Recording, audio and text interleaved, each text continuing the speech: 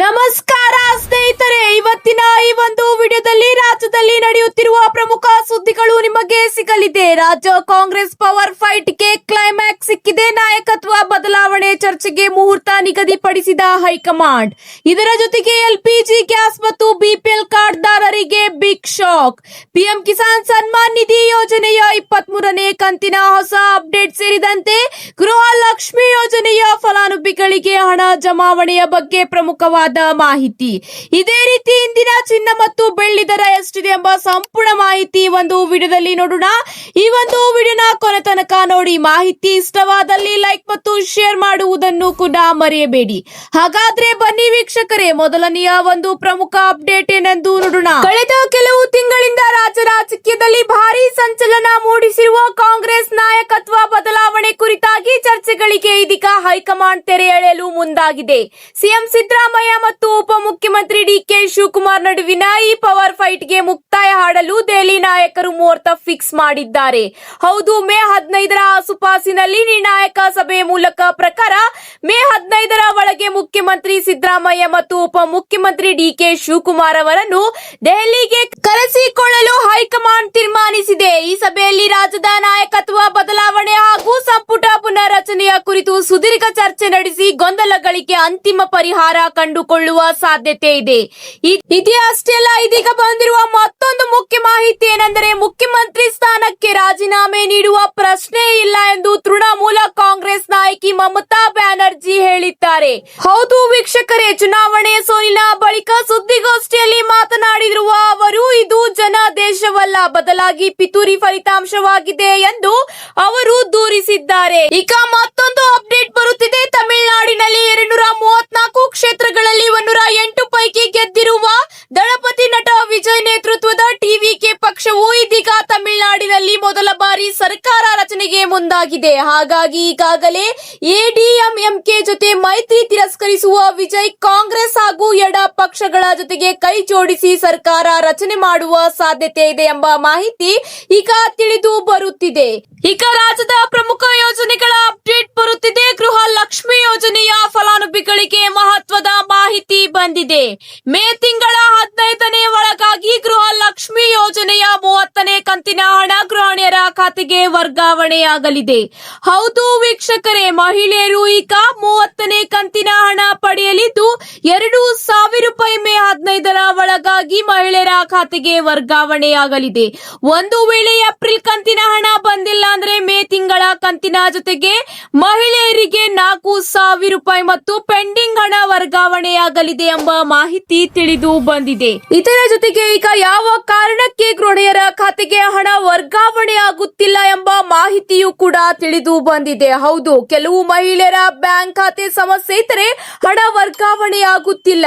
NPCI mapping ಆಗಿರದೇ ಇರಬಹುದು, document verification pending ಇರುತ್ತದೆ. ಹೌದು, ಇದಕ್ಕೆ ನೀವು ಏನ್ ಮಾಡಬೇಕಂದ್ರೆ ಸೇವಾ ಕೇಂದ್ರದಲ್ಲಿ ಪರಿಶೀಲಿಸಬೇಕಾಗುತ್ತದೆ. ಬ್ಯಾಂಕ್ ಖಾತೆ ಸ್ಟೇಟಸ್ ಅನ್ನು ಕೂಡ ಚೆಕ್ ಮಾಡಿಕೊಳ್ಳಬೇಕಾಗುತ್ತದೆ ಎಂಬ ಮಾಹಿತಿ ಈಗ ತಿಳಿಸಲಾಗಿದೆ. ಇದರ ಜೊತೆಗೆ ಬಿಪಿಎಲ್ ಪಡಿತರ ಚೀಟಿದಾರರಿಗೆ ಈಗ ಬಿಗ್ ಶಾಕ್ ಅಂತೆ ಹೇಳಬಹುದಾಗಿದೆ. ನಿಮ್ಮ ಕಾರ್ಡ್ಗಳು ರದ್ದಾಗುವ ಸಾಧ್ಯತೆ ಇದೆ. ಹೌದು ವೀಕ್ಷಕರೇ, ಮಾಹಿತಿ ಸರಿಯಾಗಿ ಅಪ್ಡೇಟ್ ಮಾಡಬೇಕಾಗುತ್ತದೆ. ಹೌದು, ಮನೆಯಲ್ಲಿ ಯಾರಾದರೂ ಹೊಸ ಸದಸ್ಯರ ಹೆಸರು ಸೇರಿಸಬೇಕಾಗುತ್ತದೆ. ಒಂದು ವೇಳೆ ಮರಣ ಹೊಂದಿದರೆ ಹೆಸರನ್ನು ತೆಗೆದು ಹಾಕಿಕೊಳ್ಳಬೇಕಾಗುತ್ತದೆ. ಇಂತಹ ಕಾರ್ಡ್ಗಳನ್ನು ಈಗ ಪರಿಶೀಲನೆ ರಾಜ್ಯ ಸರ್ಕಾರ ಮಾಡುತ್ತಿದ್ದು ಅತಿ ಶೀಘ್ರದಲ್ಲೇ ಮತ್ತು ಕೆಲವು ಕಾರ್ಡ್ಗಳನ್ನು ಈಗ ರದ್ದು ಮಾಡಲು ಸರ್ಕಾರ ಮುಂದಾಗಿದೆ. ಈಗಾಗಲೇ ಕೇಂದ್ರ ಸರ್ಕಾರದಿಂದಲೂ ಕೂಡ ರದ್ದತಿಗೆ ಈಗ ಅನುಮತಿ ಸಿಕ್ಕಿದೆ. ಅತಿ ಶೀಘ್ರದಲ್ಲೇ ಅನರ್ಹ ಕಾರ್ಡ್ಗಳನ್ನು ಈಗ ರದ್ದುಗೊಳಿಸಿ ಹೊಸ ಕಾರ್ಡ್ಗೆ ಅರ್ಜಿ ಸಲ್ಲಿಸಲು ಬಡವರಿಗೆ ಅವಕಾಶ ನೀಡಲಾಗುವುದು ಎಂಬ ಮಾಹಿತಿ ತಿಳಿದು ಬಂದಿದೆ. ಹೌದು ವೀಕ್ಷಕರೇ, ಪಡಿತರ ಚೀಟಿಯಲ್ಲಿ ಅನರ್ಹತೆ ಈಗ ಹೆಚ್ಚಾಗಿದೆ. ಅರ್ಹತೆ ಇಲ್ಲದಿದ್ದರೂ ಕೂಡ ಯೋಜನೆಯ ಲಾಭ ಪಡೆಯುತ್ತಿರುವವರ ವಿರುದ್ಧ ಈಗ ಸರ್ಕಾರ ಕಠಿಣ ಕ್ರಮ ಕೈಗೊಳ್ಳುತ್ತಿದ್ದು ಅತಿ ಶೀಘ್ರದಲ್ಲೇ ಕಾರ್ಡ್ಗಳನ್ನು ರದ್ದುಗೊಳಿಸಿ ಅರ್ಹರಿಗೆ ಕಾರ್ಡ್ ಸಿಗಲಾಗುತ್ತದೆ ಎಂಬ ಮಾಹಿತಿ ತಿಳಿದು ಬಂದಿದೆ. ಇದರ ಜೊತೆಗೆ ಈಗ ಎಲ್ಪಿಜಿ ಗ್ಯಾಸ್ ದಾರರಿಗೂ ಕೂಡ ಒಂದು ಬಿಗ್ ಶಾಕ್ ಅಂತೆ ಹೇಳಬಹುದು. ಮಧ್ಯ ಪ್ರಾಚ್ಯದಲ್ಲಿ ಉಂಟಾಗಿರುವ ಯುದ್ಧದ ಭೀತಿ ಹಾಗೂ ಜಾಗತಿಕ ತೈಲ ಮಾರುಕಟ್ಟೆಯಲ್ಲಿನ ಅಸ್ಥಿರತೆ ಭಾರತದ ಅಡುಗೆ ಅನಿಲ ಪೂರೈಕೆಯ ಮೇಲೆ ನೇರ ಪರಿಣಾಮ ಬೀರಿದೆ. ಎಲ್ಪಿಜಿ ಕೊರತೆಯನ್ನು ನೀಗಿಸಲು ಮತ್ತು ಪೂರೈಕೆಯಲ್ಲಿ ಪಾರದರ್ಶಕತೆ ತರಲು ಕೇಂದ್ರ ಸರ್ಕಾರ ಅನಿಲ ವಿತರಣಾ ನಿಯಮಗಳಲ್ಲಿ ಮಹತ್ವದ ಬದಲಾವಣೆ ತಂದಿದೆ. ಸಿಲಿಂಡರ್ ಬುಕ್ಕಿಂಗ್ಗೆ ದಿನಗಳ ಮಿತಿ ಹೊಸ ನಿಯಮದಂತೆ ಈಗ ಗ್ರಾಹಕರು ಮನ ಬಂದಂತೆ ಸಿಲಿಂಡರ್ ಬುಕ್ ಮಾಡುವಂತಿಲ್ಲ. ನಗರ ಪ್ರದೇಶದ ಗ್ರಾಹಕರು ಒಂದು ಸಿಲಿಂಡರ್ ಪಡೆದ ನಂತರ ಎರಡನೇ ಸಿಲಿಂಡರ್ ಬುಕ್ ಮಾಡುವುದು ಕನಿಷ್ಠ 25 ದಿನ ಕಾಯಲೇಬೇಕಾಗುತ್ತದೆ.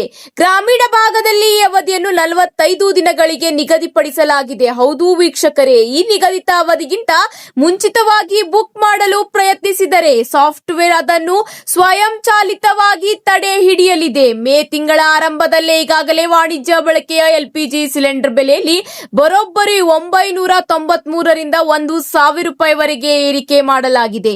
ಇದರಿಂದಾಗಿ ದೆಹಲಿಯಲ್ಲಿ ವಾಣಿಜ್ಯ ಸಿಲಿಂಡರ್ ಬೆಲೆ 3,071.50ಕ್ಕೆ ಏರಿದೆ.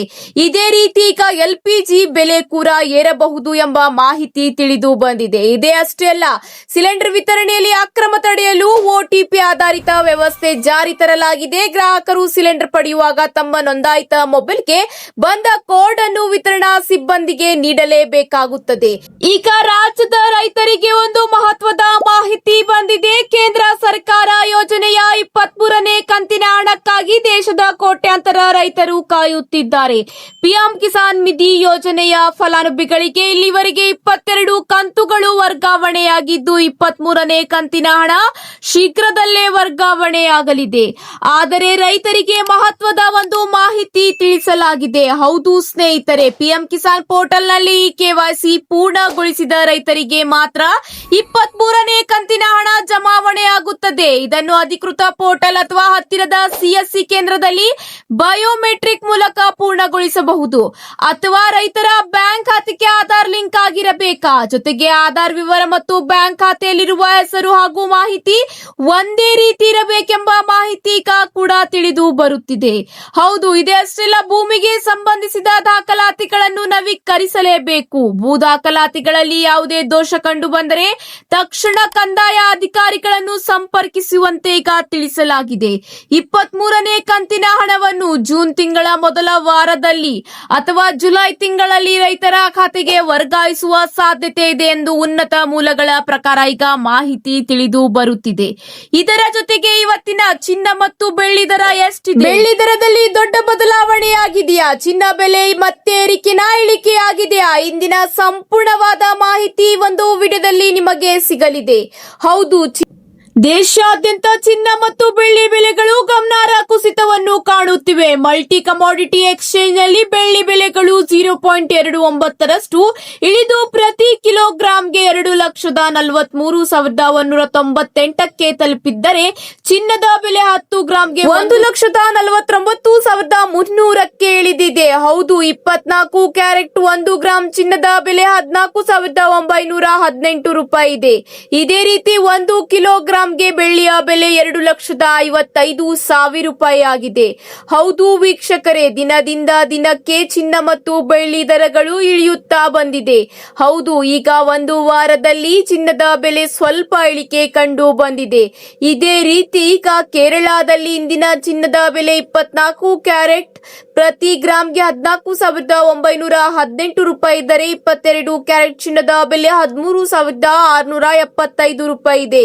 18 ಕ್ಯಾರೆಟ್ ಚಿನ್ನಕ್ಕೆ ಪ್ರತಿ ಗ್ರಾಂಗೆ 11,189 ರೂಪಾಯಿ ಆಗಿದೆ ಎಂಬ ಮಾಹಿತಿ ತಿಳಿದು ಬಂದಿದೆ. ನಗರದಿಂದ ನಗರಕ್ಕೆ ಸ್ವಲ್ಪ ವ್ಯತ್ಯಾಸ ಇರುತ್ತದೆ. ಹೌದು ಸ್ನೇಹಿತರೆ, ಆಭರಣ ಪ್ರಿಯರಿಗೆ ಸಿಹಿ ಸುದ್ದೀಗ ಸಿಕ್ಕಿದೆ. ಕೆಲವು ದಿನಗಳಿಂದ ಏರಿಳಿತ ಕಂಡಿದ್ದ ಚಿನ್ನ ಬೆಲೆಯು ಇಂದು ಕೊಂಚ ಇಳಿಕೆ ಕಂಡಿದ್ದು ಬೆಳ್ಳಿ ಬೆಲೆಯಲ್ಲೂ ಕೂಡ ಭರ್ಜರಿ ಇಳಿಕೆಯಾಗಿದೆ. ಹೌದು ಸ್ನೇಹಿತರೆ, 1 ಗ್ರಾಂ ಬೆಳ್ಳಿಯ ಬೆಲೆ 255ರಷ್ಟಿದ್ದು ನಿನ್ನೆ ಅದರಕ್ಕೆ ಹೋಲಿಸಿದರೆ ಪ್ರತಿ ಗ್ರಾಂಗೆ 110ರಷ್ಟು ಇಳಿಕೆ ಕಂಡು ಬಂದಿದೆ.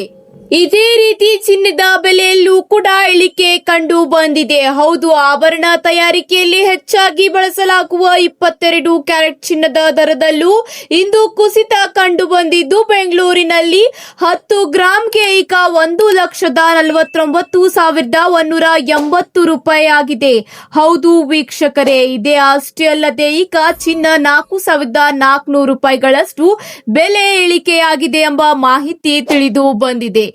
ಇವತ್ತಿಗೆ ಇಷ್ಟೇ ವೀಕ್ಷಕರೇ, ಮತ್ತೆ ಸಿಗೋಣ ಹೊಸ ಅಪ್ಡೇಟ್ ಜೊತೆಗೆ. ಮಾಹಿತಿ ಇಷ್ಟವಾದಲ್ಲಿ ಲೈಕ್ ಮಾಡಿ ಹಾಗೂ ಶೇರ್ ಮಾಡಿಕೊಳ್ಳಿ. ಮತ್ತೆ ಸಿಗೋಣ ಹೊಸ ಅಪ್ಡೇಟ್ ಜೊತೆಗೆ. ಧನ್ಯವಾದಗಳು.